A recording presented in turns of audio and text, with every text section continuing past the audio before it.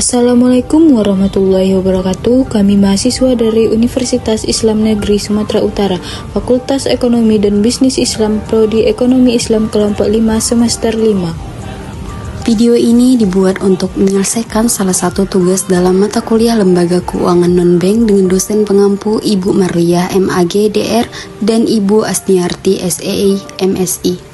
Kami dari kelompok 5 terdiri dari 3 anggota kelompok yang masing-masing bekerja sama dalam memenuhi tugas dengan judul Dana Pensiun. Sebelum mulai, kita jijik dulu yuk.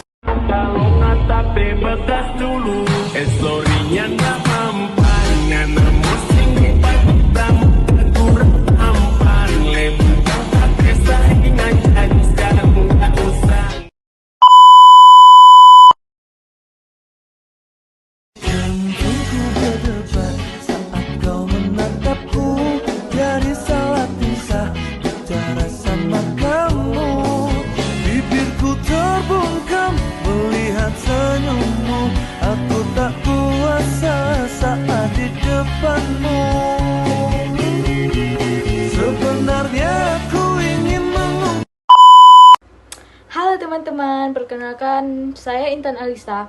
Di video kali ini saya ingin menjelaskan apa itu yang dimaksud dengan dana pensiun dan fungsi dari dana pensiun. Teman-teman tahu nggak apa itu dana pensiun? Nah, jadi dana pensiun itu adalah kumpulan aset yang dikelola dan dioperasikan oleh suatu organisasi dengan tujuan untuk menghasilkan manfaat pensiun, yang merupakan pembayaran secara berkala kepada peserta sesuai dengan jadwal dan pedoman yang ditetapkan dalam peraturan yang menjadi dasar pembentukan program pensiun, yang pembayaran manfaatnya tergantung pada usia tertentu. Setelah tadi kita mengetahui apa itu dana pensiun, selanjutnya di sini kami juga membahas fungsi dari dana pensiun. Nah, jadi fungsi dari dana pensiun terdiri dari 8 bagian. Yang pertama, jaminan kesejahteraan di masa tua. Yang kedua, perlindungan finansial. Yang ketiga, mendorong tabungan dan investasi. Yang keempat, stabilitas ekonomi. Yang kelima, diverifikasi sumber pendapatan. Yang keenam, pembagian keuangan pribadi. Yang ketujuh, perlindungan finansial. Dan yang terakhir, diverifikasi sumber pendapatan.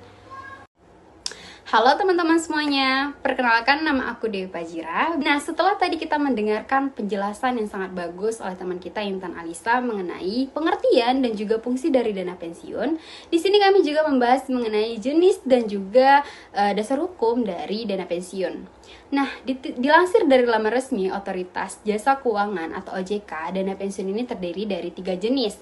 Di antaranya yang pertama, dana pensiun pemberi kerja atau yang disebut DPPK. DPPK adalah dana pensiun yang dibentuk oleh orang atau badan yang mempekerjakan karyawannya selaku pendiri untuk menyelenggarakan program pensiun manfaat pasti atau program pensiun iuran pasti bagi kepentingan seluruh karyawannya sebagai peserta dan yang menimbulkan kewajiban terhadap pemberi kerja. Yang kedua, dana pensiun lembaga keuangan atau yang disebut DVLK. DVLK adalah dana pensiun yang dibentuk oleh bank atau perusahaan asuransi jiwa untuk menyelenggarakan program pensiun iuran pasti bagi perorangan, baik itu karyawan maupun pekerja mandiri yang terpisah dari dana pensiun pemberi kerja bagi karyawan bank atau perusahaan asuransi jiwa yang bersangkutan. Nah, yang terakhir, dana pensiun berdasarkan keuntungan. Maksudnya adalah dana pensiun pemberi kerja yang dananya menyelenggarakan program pensiun iuran pasti dengan iuran hanya dari pemberi kerja yang didasarkan pada rumus yang dikaitkan dengan keuntungan pemberi kerja. Nah, itu tadi penjelasan mengenai jenis-jenis dari dana pensiun. Nah, setelah tadi kita membahas mengenai jenis-jenis dari dana pensiun, di sini kami juga membahas landasan hukum dari dana pensiun. Nah, sebenarnya landasan hukum dari dana pensiun ini sangat banyak ya, teman-teman. Nah, jadi di sini kami membahas mengenai kerangka dasar hukum dana pensiun swasta di Indonesia adalah Undang-Undang Dana Pensiun Nomor 11 Tahun 1992 tentang dana pensiun, bahwa program dana pensiun di Indonesia yang dilaksanakan oleh lembaga pemerintah maupun swasta diatur melalui ketentuan hukum yang berbeda-beda.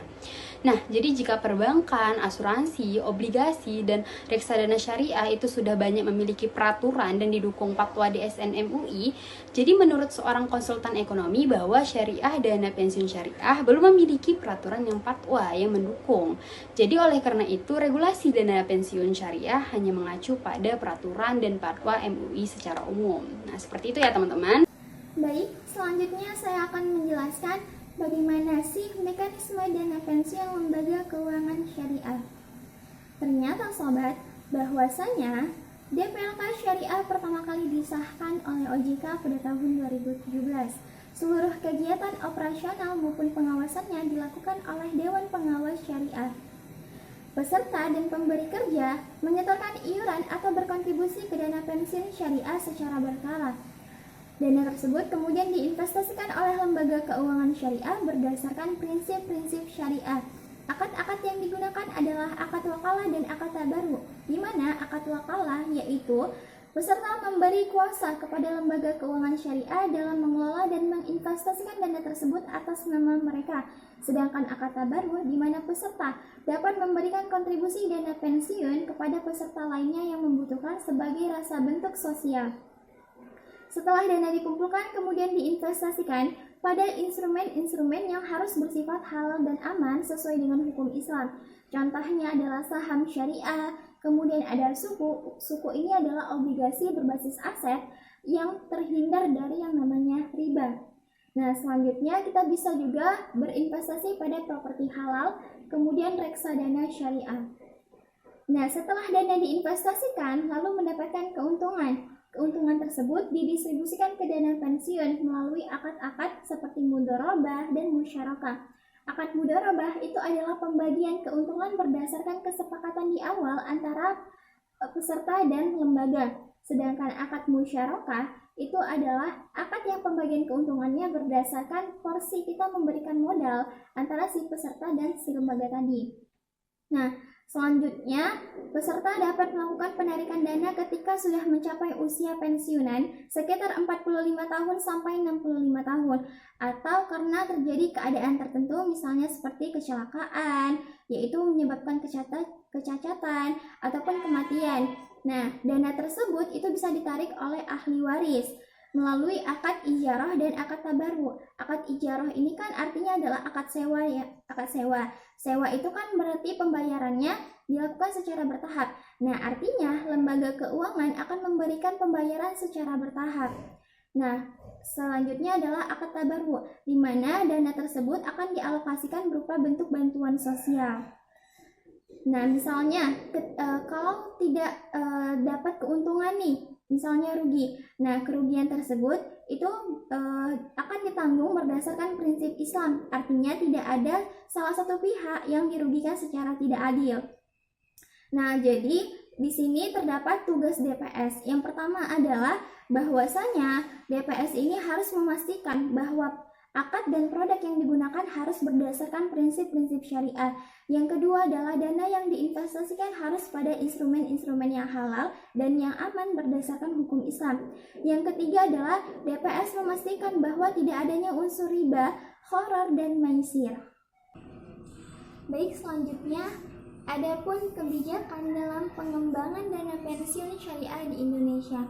Yang pertama adalah regulasi dan landasan hukum. Nah, sebagaimana Undang-Undang Nomor 11 Tahun 1992 yang menyatakan bahwa dana pensiun merupakan dasar hukum dana pensiun di Indonesia. Meskipun dana pensiun syariah belum spesifik, namun sudah dilengkapi dengan peraturan-peraturan dan fatwa syariah yang ada. Kemudian dari Fatwa DSN MUI nomor 88 tahun 2013 di mana adanya larangan riba, gharar, dan maisir. Selanjutnya adalah peraturan dari OJK sendiri, yaitu untuk mengimplementasikan bahwa lembaga syariah ini harus berlandaskan syariah, hukum yang berlaku. Yang kedua adalah prinsip syariah dalam pengelolaan dana, yaitu seperti yang telah saya sampaikan tadi bahwasanya produk ataupun dana tersebut itu harus terhindar dari larangan riba, gharar, dan maisir. Kemudian akad yang digunakan adalah akad mudharabah, akad wakalah, dan akad ijarah. Mudharabah ini untuk akad pembagian hasil, wakalah adalah memberikan kuasa kepada lembaga keuangan syariah. Kemudian akad ijarah ini adalah akad untuk penarikan dana secara bertahap. Nah, selanjutnya adapun langkah yang ketiga itu adalah peraturan dari OJK. Nah, di mana OJK ini adalah mengawasi dan memberikan dukungan inovasi kepada lembaga keuangan syariah dalam aspek dana pensiun. Yang keempat adalah sosialisasi dan edukasi, di mana pemerintah OJK dan lembaga keuangan syariah memberikan literasi kepada masyarakat untuk memberikan manfaat atau mekanisme dana pensiun sehingga masyarakat tertarik untuk berinvestasi dana pensiun ke lembaga keuangan syariah. Pensiun. Ada akhlak.